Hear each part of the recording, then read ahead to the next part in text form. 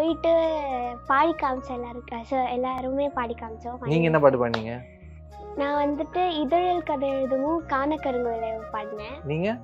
மண்ணில் இந்த காதல், வீட்டுக்கு வீடு வாசப்படி வேணும், எங்கே செல்லும் ரொம்ப சந்தோஷமா இருந்துச்சு ஃபர்ஸ்ட். ஏன்னா அவ்வளோ பெரிய ஜாம்பவானை பார்க்குறப்போ ஒரு மாதிரி சந்தோஷமா இருந்தது.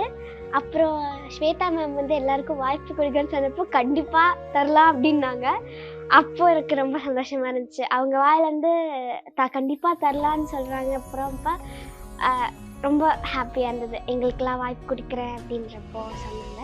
அது ரொம்ப ஹாப்பியாக இருந்துச்சு. அப்புறம் நான் பாடி காமிச்சப்போ அவங்க ஃபேஸ் ரியாக்ஷன்லாம் பார்த்தப்போ சந்தோஷமாக இருந்துச்சு. சிரிச்சுட்டு எல்லோரும் பாடுறப்பையும் இருந்தாங்க. அது ரொம்ப சந்தோஷமாக.